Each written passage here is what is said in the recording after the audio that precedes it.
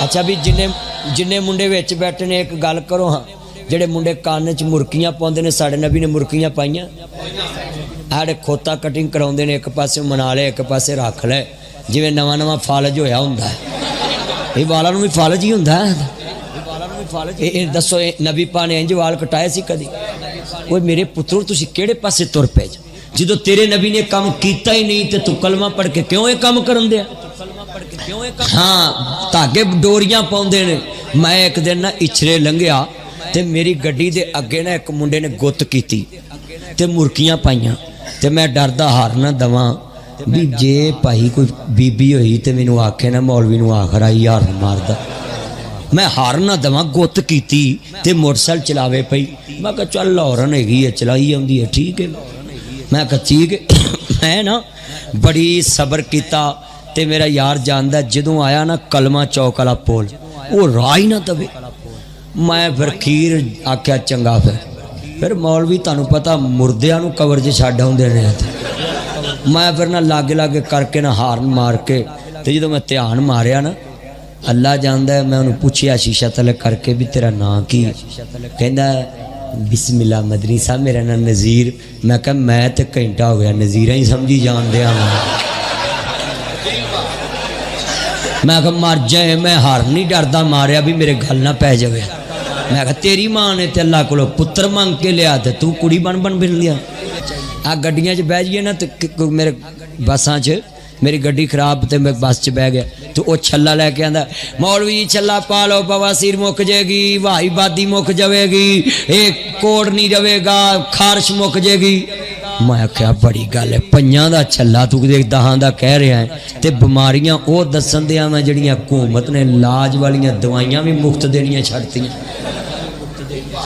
हुकूमत अगे दवाइयां मुफ्त देंदी सी वो मियाँ साहब चले गए ने मीर अल मोमिनीन ने क्या उते पागल सी मैं दवाइयां मुल देनियां मुल भी नहीं लभन दियां मेरी वालदा दी दवाई मैं लियाना होना 1600 दी 1400 दी हुण मैं होना 5600 दी 5800 किन्ने गुना महंगाई वध गई मेरे वीरो अल्लाह पाक इस मुल्क दे हाल ते रहम फरमा अल्लाह मुल्क दे कर्जे उतार दे अज किन्ने बच्चे वादा करदे असी मुरकियां कन्ना च नहीं पावा करा तुसी नहीं पाउंदे उंज मैं हथ खड़े कराए ने तुहानू सवाब मिल जाए तुसी नहीं पाउंदे स्कूल पढ़ते थे ना जब तो पढ़ने का तो शौक़ था नहीं सब ज़मींदारों के बेटे हम सब कोई तकरीबन 99% हम ज़मींदारों के बेटे और किसी को शौक़ नहीं और जो 2-4 लड़के थे इस तरह मुतवस्सित घरानों से वो पढ़ते थे बहुत ज़्यादा हम नहीं पढ़ते तो एक था मेलसी का खिची मोहम्मद ख़ान और मैं हम दोनों ने ना पेट में दर्द कर लिया और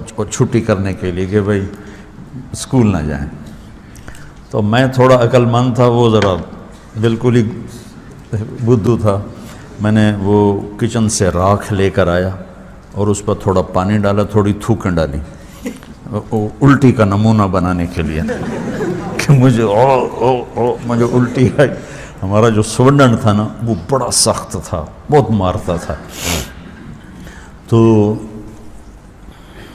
हम दोनों ने ना बीमारी का बहाना बना के छुट्टी कर ली अच्छा अब हम गप्पे मार रहे थे जब लड़के चले पहले हम हूँ करते रहे जब लड़के चले गए हम रज़ाइयाँ सर्दियों का ज़माना था हम रज़ाई फेंक के गप्पे शुरू कर दी काफ़ी देर हम गप्पे मारते रहे मेरी छठी हिस्स ने कहा कि लगता है अब नाजिम साहब आएंगे चक्कर लगाने वार्डन तुम्हारे यहाँ नाजिम होता है तो वार्डन साहब चक्कर लगाने आएंगे तो कहीं हम मौके पे पकड़े ना जाएं तो मैंने तो रज़ाई ऊपर ली और लेट गया और वो जो था ना उसने देखा मैं बातें बंद कर दी हैं वो भी रज़ाई ऊपर लेकर लेट गया थोड़ी देर तो लेटा रहा फिर उसने गाने शुरू कर दिए तो वो गाना गा रहा गल्लां दिल दियां दिल विच रह गईयां शमा पै गईयां जोर से उसको पता कोई भी नहीं तालिब साहब अंदर आ गया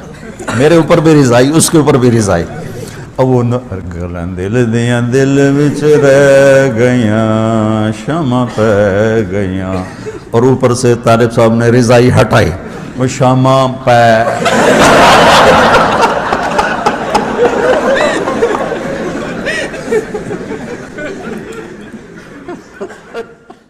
वो क्या کیا ہوا ہے, کہتے ہیں کہ وہ ان کے دوست کی کہیں شادی تھی, تو جو بے وقوف ٹائپ کے لوگ ہوتے ہیں نا, ان کو بہت سوالات پوچھنے کا شوق ہوتا ہے کہ نکاح کے بعد کیا ہوگا اور کیا بیگم سے بات چیت کیسے شروع کرنی ہے, کیا وہ پاگل ہوتے ہیں یہ لوگ.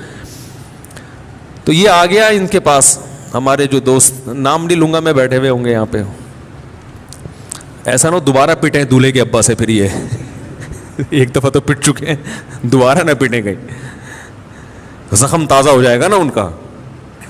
تو وہ دولہا جس کی شادی تھی, رخصتی تھی رات کو, وہ آیا ان کے پاس ایسے ہی پوچھنے پاچھنے کے لیے.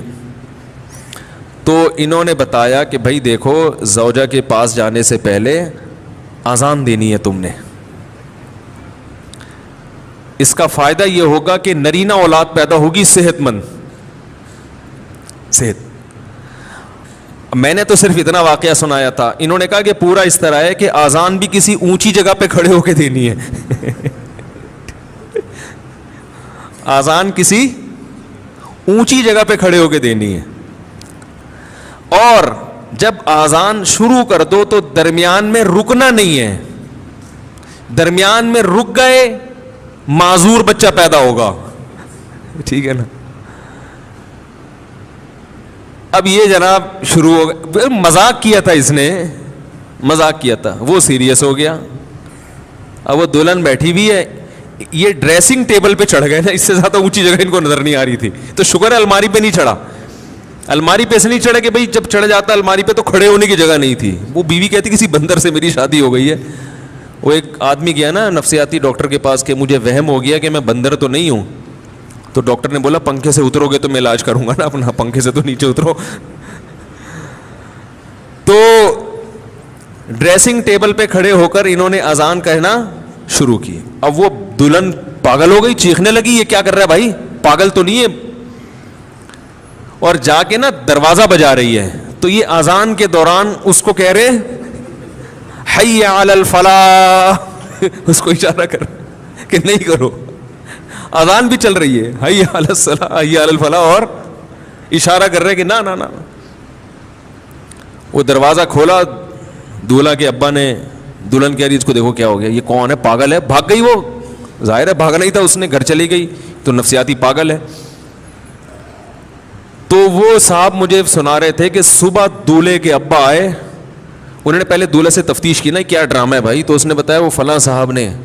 تو کہہ رہے صبح آتے ہی انہوں نے گریبان سے پکڑا, بات چیت شروع کرنے سے پہلے مکے لگانا شروع کر دی. تو کہہ رہے میں پوچھ رہا ہوں مسئلہ کیا ہے. انہوں نے کہا یہ میرے بیٹے کو تو نے کیا سکھایا. کہتے ہیں میں نے کہا اس میں خود سینس نہیں ہے کہ جو بھی جو سکھا دے آپ سیکھ لو گے کیا, کیا خیال ہے بھائی. یعنی کوئی بھی کچھ بھی کہہ دے تو آپ اس پہ عمل شروع کر دو گے, اس میں اتنی عقل نہیں ہے تو مکے تو اس کے لگاؤ جا کے. تو وہی ہے کہ وہ ایک آدمی تھا تو اس کی بیوی میکے گئی تھی, دن اوپر ہو گئے تو بیوی آئی نہیں. اس نے بیوی کو میسج کیا کہ کب آؤ گی. بیوی نے آگے ایک اور بات لکھ دی, کوئی بات بھی تھی. اس نے تھوڑی دیر بعد پوچھا تم یہ بتاؤ کب آؤ گی. اس نے پھر کوئی اور ایک کو بات ادھر لکھ دی. خاوے نے پھر پوچھا تم یہ بتاؤ آؤ گی کب. سمجھ آ رہی, باقی باتیں چھوڑو, تم نے آنا کب ہے. اس پر پھر اس کی بیوی نے اپنے شوہر کو ایک لطیفہ لکھا. انہوں نے کہا ایک شیر تھا جنگل میں, اس نے جانوروں سے کہا بھی اپنے ماتحتوں کا خیال بھی کرو اور اپنے ماتحتوں سے پوچھ گچھ بھی کیا کرو, اور یہ گڑبڑ کریں تو ان کی ٹھکائی بھی کیا کرو. ایک بندر تھا, اس نے خرگوش کو بلائی ذرا. خرگوش مستیاں کر رہا تھا, کھیل رہا تھا, بھٹک چل رہا تھا. بندر کی طرح خرگوش آیا. بندر سے خرگوش نے پوچھا تو یہ دس تو ٹوپی کیوں نہیں پائی. یہ پنجابی سب سمجھتے ہیں نا. بندر نے پوچھا بھائی تو نے ٹوپی کیوں نہیں پہنی. اس نے کہا جی میرے کان لٹکتے ہیں, لمبے ہیں, تو ٹوپی پہنتے ہو تو اتر جاتی ہے. اس نے لگائی کس کے, چانڈ مار گیا, دفعہ ہو جا. دوسرے دن پھر جب بندر گیا تو یہ خرگوش کھیل رہا تھا. اس نے ادھر آ جی. اس نے کہا تو نے ٹوپی کیوں نہیں پہنی. اس نے کہا جی میں نے کل بھی تم دسیا جی میرے کان لمبے نے ٹوپی کھلون دی. انہوں نے پھر ایک کرنا مٹ سٹھی نس جا. बंदर उतर होता चला गया। कल फिर उसने देखा खेल रहा तो उसने कहा तो टोपी क्यों नहीं पाई? उन्हें कहा जी मैं तुम्हें कल भी दसिया सी परसों भी दसिया मेरे कान लम्बे ने टोपी खिलो फिर छंडी एक होते। उसने फिर एक लगा दी। बंदर बड़ा परेशान है, क्या करे? तो खरगोश बड़ा परेशान, क्या करे? इस खरगोश ने जाकर शेर को शिकायत लगाई। उसने कहा जी आपने आर्डर तो दे दिया, मातातों का ख्याल करें, जो मेरा अफसर है बंदर तो रोज़ाना मेरी ठुकाई करता है, और मसला एक ही है तूने टोपी क्यों नहीं पहनी? मैंने एक दिन अपना उज़र बताया फिर मार खाई है, फिर उज़र बताया फिर मार खाई है, तीसरे दिन क्यों फिर मार वही खा रहा हूँ। शेर ने कहा अच्छा।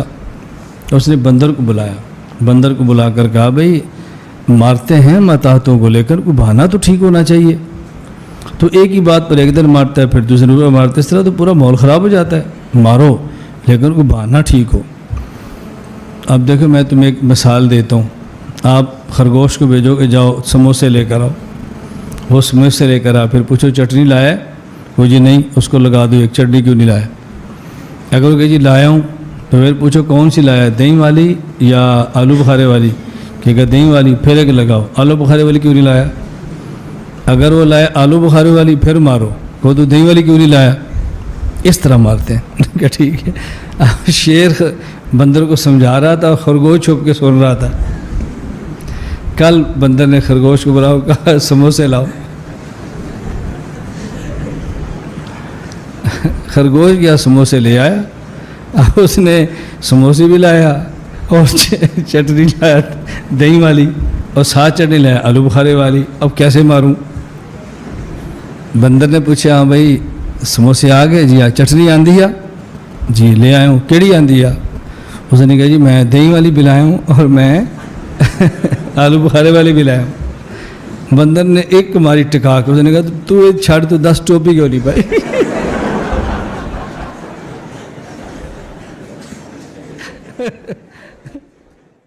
एक दिन मैं नाज़िम मालियात जामे फारूकी में चला गया, जेब मेरा खाली था।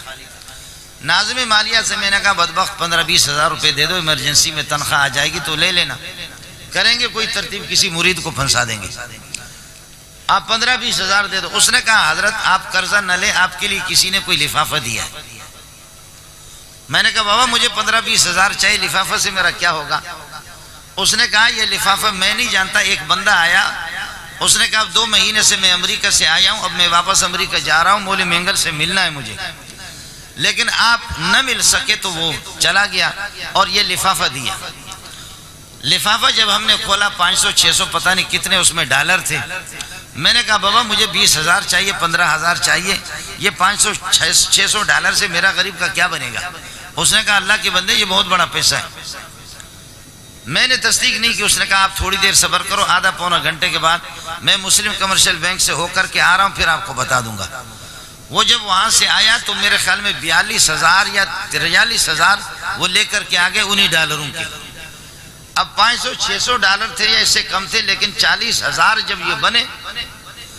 अब अमेरिका के डॉलर देखने में तो बहुत कम है, मिकदार में तो बहुत कम है, लेकिन पावरों का ज्यादा है। पाकिस्तानी पैसा तो ज्यादा है लेकिन उसमें पावर नहीं है।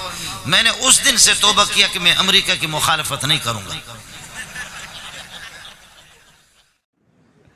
एक दोस्त था, मैं बहुत पुरानी बात, उसके घर गया तो जबरदस्त जनाब वो गद्दे लगे हुए और बैठक में। मैं बड़ा हैरान हूँ और यार इतना पैसे वाला भी नहीं है, लेकिन इसने बड़ी जबरदस्त किस्म के गद्दे शद्दे से महफिल बनाई है अपनी। मैंने कहा यार ये कहा ये सारा हलाल का माल है, क्या मतलब? कहते जी ट्रेन में सवार हो गया तुम फर्स्ट क्लास में, वहां से पैर फेंक देता हूँ नीचे में, ये सारा वही सरकार का माल मैंने चोरी किया हुआ। तो मैंने कहा हलाल कहते हो? कहते सरकार टैक्स देती है, वही काम नहीं कर रहे, हम वसूल कर रहे हैं। शराफत क्या शर्म